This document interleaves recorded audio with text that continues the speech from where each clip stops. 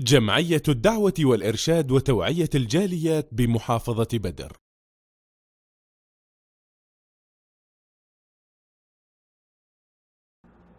الحمد للہ رب العالمین والصلاة والسلام علی اشرف الانبیاء والمرسلین اما بعد۔ محترم سامعین و ناظرین، مریض کی تیمارداری کرنا ایک عظیم سنت نبوی ہے، اور آقا علیہ الصلاۃ والسلام کی چھوٹی سے چھوٹی سنت بھی بہت سارے فوائد رکھتی ہے۔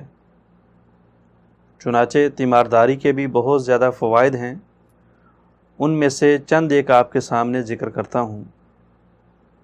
پہلا فائدہ کہ تیمارداری کرنے سے مریض کے حالات و واقعات اور ضروریات کا پتہ چلتا ہے۔ دوسرا فائدہ کہ تیمارداری کرنے سے مریض دوست و احباب کے آنے سے خوشی اور فرحت محسوس کرتا ہے اور اپنی بیماری کے اندر کمی محسوس کرتا ہے۔ تیسرا فائدہ کہ تیمارداری کرنے والا مریض کو اچھی اچھی ادویات اور اچھی غذا کے بارے میں معلومات فراہم کرتا ہے۔ چوتھا اور بہت بڑا فائدہ کہ تیمارداری کرنے والا مریض کے لیے دعا کرتا ہے اور مریض کو دم کرتا ہے۔ چنانچہ مریض کے لیے دعا کرنا اور مریض کو دم کرنا یہ پیارے پیغمبر علیہ الصلاۃ والسلام کا عظیم شیوہ ہے۔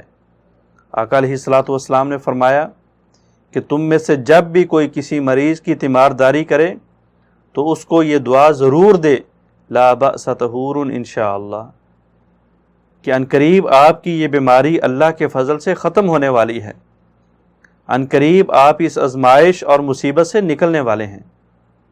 اور آقا علیہ الصلاۃ والسلام نے فرمایا کہ جب انسان کسی بیمار کے پاس جا کے اس کو یہ دعا دیتا ہے اور 7 مرتبہ یہ کلمہ پڑھتا ہے، اسأل اللہ العظیم رب العرش العظیم ان یشفیک، فرمایا کہ اگر اس کی موت کا وقت نہیں آیا تو اللہ تعالیٰ اس انسان کو ضرور بضرور صحت یاب کر دیتے ہیں۔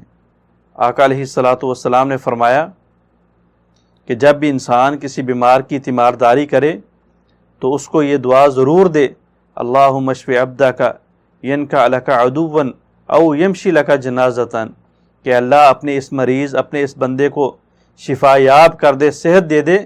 صحت حاصل کرنے کے بعد یا تو یہ تیرے دشمن کو قتل کرے گا یا پھر تیری رضا کے لیے، تجھے خوش کرنے کے لیے اللہ کسی مسلمان کے جنازے میں شرکت کرے گا۔ آقا علیہ الصلاۃ والسلام دعا بھی دیا کرتے تھے، دعا دینے کا حکم بھی دیتے تھے، اور ساتھ ساتھ دم بھی کیا کرتے تھے۔ مشہور و معروف حدیث ہے مسلم شریف کے اندر، آقا علیہ الصلاۃ والسلام بیمار ہوتے ہیں، فرشتوں کے سردار جبرائیل امین آتے ہیں، پوچھتے ہیں کہ اے پیغمبر، اے محمد صلی اللہ علیہ وسلم، کہ آپ بیمار ہیں؟